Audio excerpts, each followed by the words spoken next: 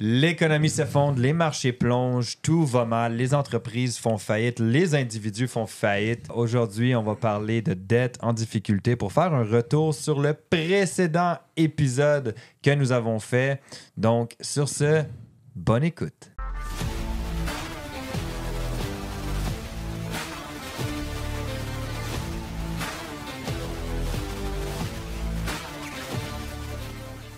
Comme vous savez déjà, nous ne sommes pas conseillers financiers. Tout ce que vous allez voir ensemble aujourd'hui avec nous ne peut pas être vu comme un conseil financier. Vous devez faire vos propres recherches, analyser des décisions. L'investissement et le trading, c'est risqué.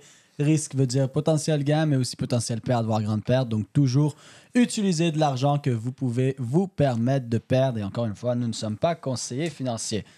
On est en compagnie de monsieur Jean-Philippe. Monsieur Mathieu. Monsieur Wassim. et moi-même, Samuel. Donc, dernier épisode, la semaine passée, on a parlé de crédit et on a mentionné à 2-3 reprises ce qu'on appelait un credit crunch. Donc, c'est vraiment quand tout va mal, tout le monde fait faillite, plus rien ne va, on n'est plus capable d'avoir du crédit, qu'on a ce credit crunch. Mais de là se découlent des opportunités.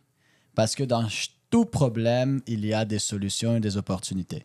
So, quand le sang coule à flot, en plus d'être des belles opportunités pour acheter des choses à vraiment bas prix, il y a aussi des gens qui investissent dans ce qu'on appelle de la distress debt, de la dette de détresse. D'accord? Et c'est le petit sujet qu'on va aborder aujourd'hui. Il y a des petits sujets parce qu'on va le garder petit, mais il y a certaines institutions qui sont spécialisées là-dedans. C'est sûr que c'est un domaine d'investissement très avancé. Parce que tu investis dans de la dette en détresse. Et on va expliquer c'est quoi dans pas long. Mais avant ça, je repasse la parole à JP. Mais vas-y, continue parce que encore une fois, c'était un de tes merveilleux sujets à venir sur le podcast. Donc, OK, allez, parfait. va. Donc, un des premiers fonds qui a fait ça, c'est en 1988, lancé par un certain Howard Marks, qui était un des premiers fonds institutionnels de dette en détresse. C'est quoi de la dette en détresse?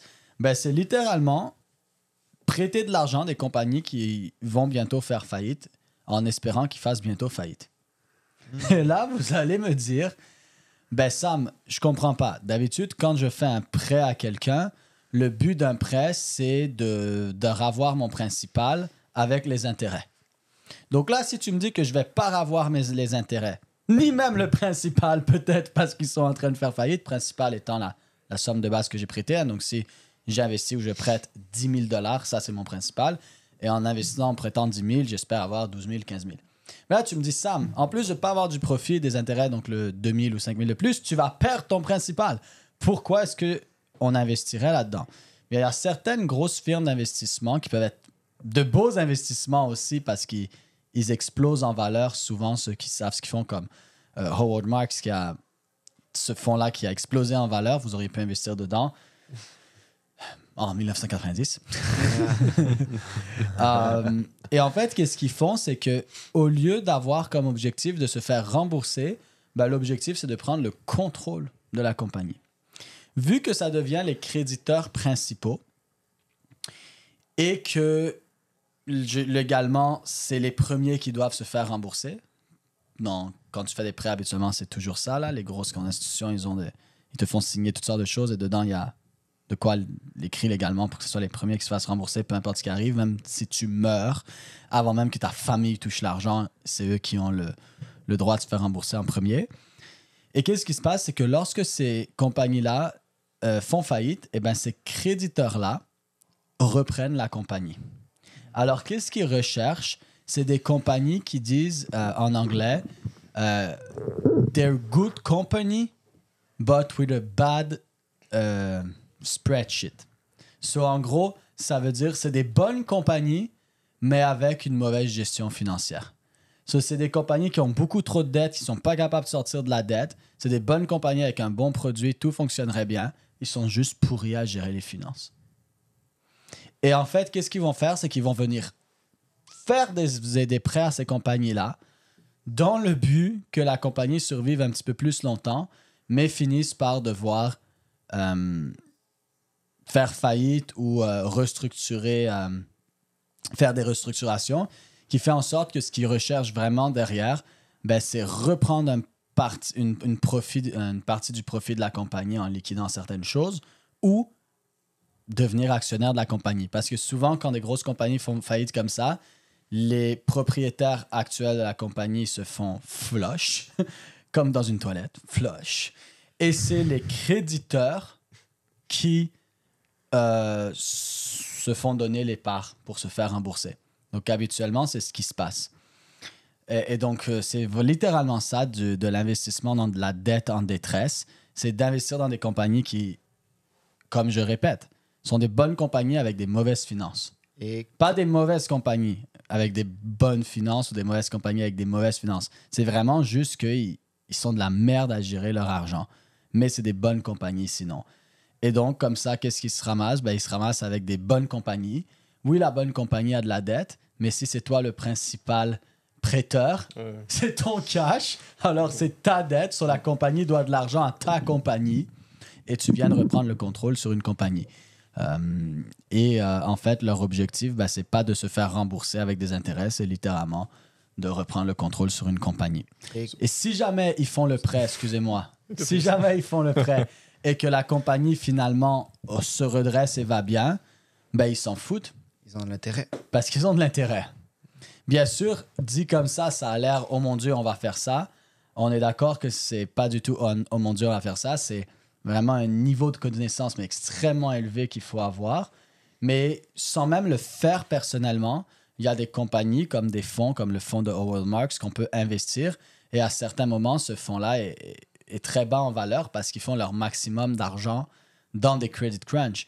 Mais si tu comprends les cycles et que tu sais que tu es dans un credit crunch, c'est des fonds où quand tu vois un credit crunch qui s'en vient, tu peux investir de l'argent dans le fonds, littéralement comme tu achètes des actions du fonds ou tu achètes des actions de Apple et faire énormément d'argent. Et même lui, Howard Marks, quand tu le lis, il dit c'est vraiment cyclique.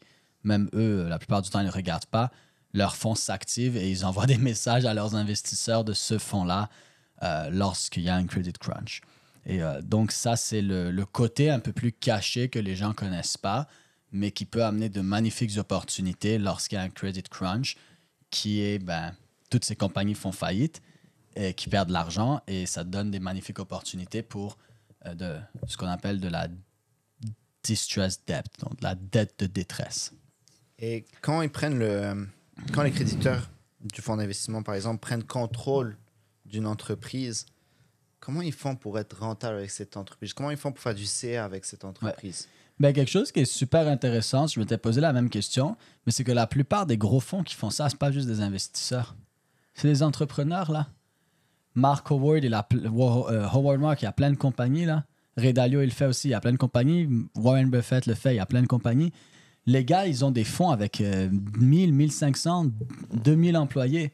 C'est pas juste des investisseurs. C'est des investisseurs qui ont des entreprises et souvent, leur fonds est une entreprise à elle-même parce que c'est des fonds avec 1500, 2000 employés.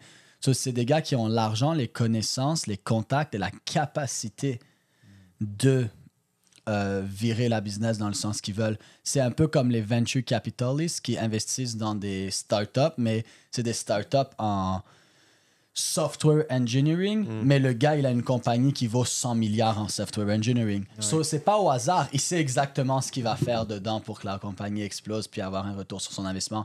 Ou les compagnies de private equity qui viennent acheter des parties de grosses compagnies privées. Mais même chose, ils achètent une grosse compagnie privée dans le cinéma, mais le dude, il a déjà sa propre compagnie qui vaut 50 milliards dans le cinéma. Il sait très bien que le 200 millions de dollars qu'il achète, le 20% qu'il achète de la compagnie à 1 milliard dans le cinéma, il va l'exploser parce que c'est littéralement la même chose que sa compagnie. Puis vu qu'il a une compagnie à 50 milliards, il sait exactement quoi faire pour qu'elle passe même de 1 à 10 milliards.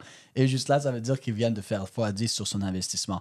C'est le même principe que ces venture capitalists-là dans les startups ou private equity là dans des grosses compagnies, mais en utilisant le même principe, mais avec des compagnies qui sont dans des situations de détresse. 100%. Et puis tu vois, tu posais la question par rapport à fait, comment est-ce qu'ils peuvent gagner de l'argent et comment est-ce qu'ils en gagnent avec ces boîtes qu'ils peuvent racheter. Tu as des entreprises aussi qui vont faire beaucoup d'argent pendant une certaine période, mais qui vont progressivement perdre en chiffre d'affaires sans jamais se remettre en question sur ce qu'ils font. Ouais. parce qu'ils n'ont pas nécessairement une bonne vision ou une bonne compréhension du marché actuel. Sauf que ces gars-là qui viennent investir, ces gros fonds qui viennent investir, comme disait Sam, ont plein d'autres sociétés qui fonctionnent déjà très bien, et donc ils ont déjà toutes les réponses aux questions pour pouvoir redorer en fin de compte le chiffre d'affaires de ces entreprises. Donc, il y a un premier aspect où ils savent comment les développer, et puis le second aspect où ils ont acheté l'entreprise avec une valeur qui était ridicule. Ouais, Alors que exactement. pour autant, il y a 5, 10, 15 ans, ils faisaient de l'argent. La Mais ils en font compagnie plus peut à l'heure valoir actuelle. 20 millions de dollars et Exactement. eux, ils ont fait un prêt à 500 000. Là. Ouais. C'est à ce point-là qu'ils sont en détresse. Là. Et finalement, eux, ils se ramassent avec une compagnie qui, en retournant les choses, valait 20 millions il y a quelques années. Eux, ils savent qu'elle valait 20 millions, qu'ils peuvent la ramener facilement à 10 millions et ils viennent de l'avoir pour 500 000. 100%. Donc, tu vois, le RR à la fin, il est plus si important C'est que ça ça. en réalité. Mais tiens, j'ai une question pour toi, Sam, à ce niveau-là. On parle de gros fonds d'investissement. Du coup, là, on Ouais. parle de grosses structures. Comment est-ce que le commun des mortels, pour le coup, pourrait venir reproduire ou dupliquer ce genre de même opération dans le monde traditionnel? Faire beaucoup d'argent, élaborer des connaissances et puis faire ton propre fonds. En dehors de fonds, est-ce que tu as des idées ici? Non, c'est vraiment d'investir dans des... Comme tu sais, maintenant, tu peux acheter des actions de Berkshire Hathaway, puis littéralement, l'argent que tu vas faire, puis la valeur des actions, ça dépend des décisions d'investissement que la compagnie à Warren Buffett va prendre. Mais la plupart de ces compagnies-là sont publiques. Il y a des gros fonds qui font du distress debt depuis 30 ans, là. Puis ils sont super forts, puis tu es capable d'acheter des actions de la compagnie. Pour le commun des mortels, ça va être d'acheter des actions de la compagnie. Tu as des limited partnership ou des general partnership, mais ça, habituellement, c'est pour des plus dans du private equity, puis ça demande des plus grosses sommes. Mais pour monsieur, madame, tout le monde, ça va vraiment être d'investir comme si j'allais acheter des actions de Berkshire Hathaway, mais j'achète des actions d'un fonds qui est publiquement tradé et que ça, c'est leur spécialité. Et donc, quand le marché va super bien, tu vas voir que les actions de ces fonds-là sont super basses. Mais ça les dérange pas parce qu'ils savent que c'est correct. Parce que d'habitude, les grosses institutions qui roulent ces fonds-là, comme justement Howard Marks, il sait que les actions de sa compagnie au distress debt va être super bas quand tout va bien. Mais par exemple, quand ça commence à crash puis qu'il y a un credit crunch, puis que tout est bas, d'attacher des actions comme ça, et des fois, mais tu peux faire des sommes astronomiques alors que tout est en train de crash. Parce qu'eux, ils rachètent, ils turnent, puis les actions de la compagnie explosent. Parce qu'oubliez pas que cette action, maintenant, qui était le créditeur, vient de peut-être acquérir 8 compagnies. Elle veut pas 8 compagnies deviennent la propriété de cette compagnie-là que toi, tu as acheté les actions. Vous voyez ce que je veux dire? Automatiquement, ces actions-là, automatiquement, Donc, peuvent gagner énormément en valeur. Mais c'est un domaine très particulier et très dangereux, mais très amusant en même temps, je trouve. Mais c'est bon, parce que tu vois, on parle souvent dans les crashs que tout le monde perd de l'argent, tout le monde doit perdre de l'argent parce que c'est logique, parce que tout le monde est censé perdre de l'argent. Mais tu vois, en parlant de ça, on montre également une autre facette de crash de cette manière où si tu penses différemment des autres, tu peux entreprendre également des choses différentes et sortir un peu de cette bulle-là de tout le monde perd, tout le monde perd, tout le monde perd. Puis des grosses compagnies comme ça les dérange pas. Même s'ils viennent... Parce que des fois, il y a plusieurs créditeurs, alors ils vont se split entre eux. Mais même si ça leur prend 2, 3, 4 ans pour retourner la compagnie en large profit, c'est 2, 3, 4 ans où habituellement, la perte est vraiment moindre que tout l'argent que la compagnie fait. So, c'est juste quoi? C'est juste de la perte, ça s'en va dans les impôts, là. ouais, donc peu importe le cycle un peu, ils sont couverts d'une manière ou d'une autre. Ouais, parce qu'imagine, toi, tu fais 100 millions par année, puis la compagnie perd 1 million par année, puis tu sais que tu peux la turn. T'en as rien à foutre, là. C'est 1% de ton chiffre d'affaires total. Tu fais 100 millions de profit, la compagnie que tu viens d'acquérir perd 1 million. Ça peut être pendant 5 ans 1 million. Tu auras perdu 5 millions en total. À chaque année, tu auras déduit d'impôt 1 million parce que tu as fait de la perte avec X compagnie ou X choses dans ton rapport d'impôt. So, tu t'en fous, là, tu fais juste déduire 1 million.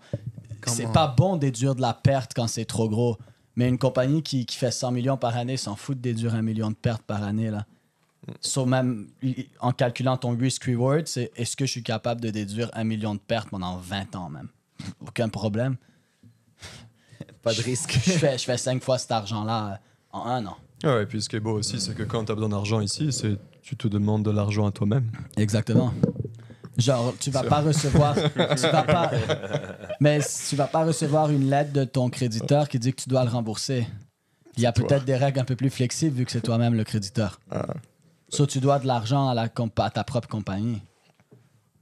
Mais bon, ça, c'est un domaine très particulier, mais qui peut s'avérer extrêmement intéressant. Et habituellement, un des points majeurs, c'est pas le seul, mais un des points majeurs qui redonne du momentum dans les credit crunch, c'est ces compagnies-là qui font du distress debt. Parce que ils injectent tellement d'argent et ils flippent ces compagnies-là qui commencent à faire de l'argent que veut pas le marché. T'as comme un gros flot d'argent qui rentre dans le marché qui donne un petit boost. Puis ça rebâtit la confiance un peu des gens. Puis les gens...